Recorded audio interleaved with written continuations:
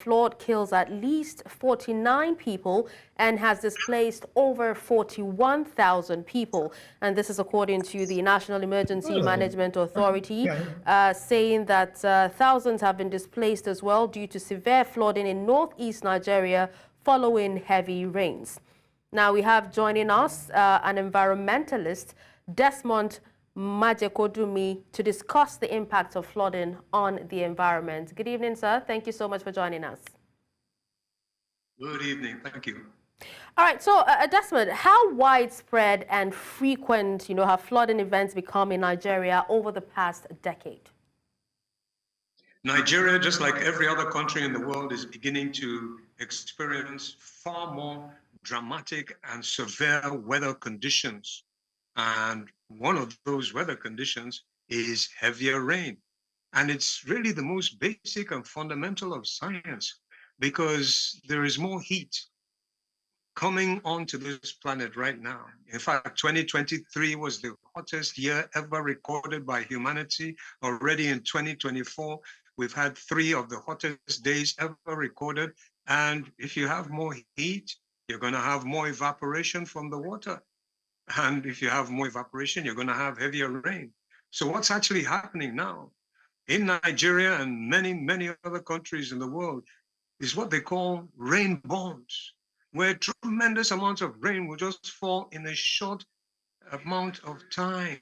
And this is what is causing the floods. And unfortunately, our hearts go out to our citizens who are affected by this, but it is happening more frequently and more severely in our dear country. It's a major issue. We were warned about it. The scientists of the world told us many decades ago that if we continued pouring the amount of poison that we're pouring, the amount of toxic gases that we're pouring into the atmosphere, we're going to upset this very intricate, but what can only be classified as a miraculous system that keeps this earth running in such a wonderful way. And that's exactly what we've done. So we're now experiencing the results of our negative actions against nature. And there's one thing about nature: she gives you back whatever you sow into her.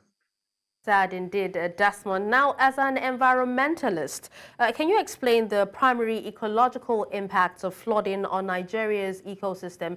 And I'm talking about forests, coastal areas, and the rest. Yes, you see, the reality is that nature is such a wonderful, wonderful system. And naturally, you will have, some heavier types of rain. This has happened throughout the history of this earth. But nature herself has a way to adapt to this. And that's why we have so many streams and so many rivers, and we have these wonderful mangrove areas all along so many of the coasts. And what they do is they absorb the heavier rain or even the lighter rain, and they channel it through the streams and rivers into the lagoons. But what has been happening is that a lot of these streams, a lot of these rivers and natural evacuation systems that nature has provided, they're not so effective now. Why?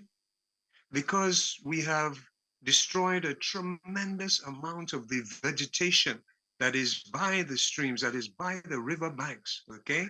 And that vegetation has multiple roles, like so many of the aspects of nature. And one of those roles in this regard is the root zone. You have millions of roots that are tangled together under the soil. And this is holding the soil in place so that you will not get erosion, okay? So you remove the vegetation, no more roots, a whole bunch of erosion now. And what happens is that erosion pours silt and sand into the river and stream beds. So they become higher and they have less capacity to evacuate the water that comes. And at the same time, we're getting heavier water. So basically, it's nature just telling humanity, hey, wake up and start living harmoniously with me. Because the reality is that mankind, humanity, the human species, requires nature for everything. She relies entirely on nature. All But right, nature, now, yeah. Speaking of, sorry to cut Leave you you. off. Yeah, speaking of nature, we've talked about, displaced people. We've also talked about people dying. But what about, flooding's contribution to the loss of biodiversity in Nigeria, particularly when it comes to endangered species? It is causing tremendous havoc there, although it's not causing as much as we humans are causing directly, because we're wiping out many species into extinction. But the flooding definitely affects that. But another aspect, another negative aspect that we are feeling right here in Nigeria and so many other countries in Africa and the rest of the world is what the flooding does to our agricultural systems, because we are a rain-fed agricultural system country, and we rely on seasonal rains. And when the floods come, sometimes they come out of season, and they just wipe out the crops. You've grown crops, and you're now waiting. Okay, the rains have eased, the crops are going to grow, and then whoa, it just wipes them out. So it is obliterating a lot of our food systems. It's causing terrible, terrible damage. And again, it's a wake-up call, which so many of us are sort of trying to ignore because it's an inconvenient truth. But the reality is that nature is telling humanity, you cannot continue this way. You have been causing far too much harm, far too much damage, which is driven mainly by our unbridled desire for accumulating wealth at all costs. And once you put money ahead of people, ahead of planet, you're going to have problems. And sadly, this is exactly what has been happening. So nature has given us a warning sign, because if we continue this way, it's going to get a lot worse. We're causing, in some cases now, irreparable damage to the wonderful, miraculous systems, the life support ecosystems of nature. And once you start causing those irreparable damages and you start taking strands out of the web of life, like you referred to, driving species into extinction, they're all part of a web of life. They have roles that they play. There's so many roles, typical role. The elephant in the dry season, the tusk of the elephant, one of the major things the elephant does is it digs water holes for other animals to drink, etc., etc. It has a lot of roles. But you take these species out, then you start damaging the very web of life. And if you take too many strands out of the web, God forbid, it collapses. And in this case, we're talking of our very life support system, the life support systems of our children.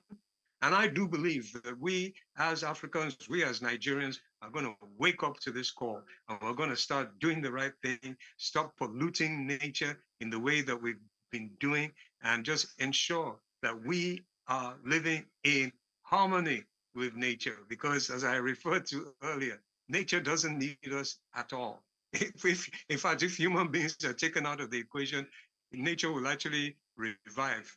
But if we change our attitudes, then we shall be actually offering a useful service to nature.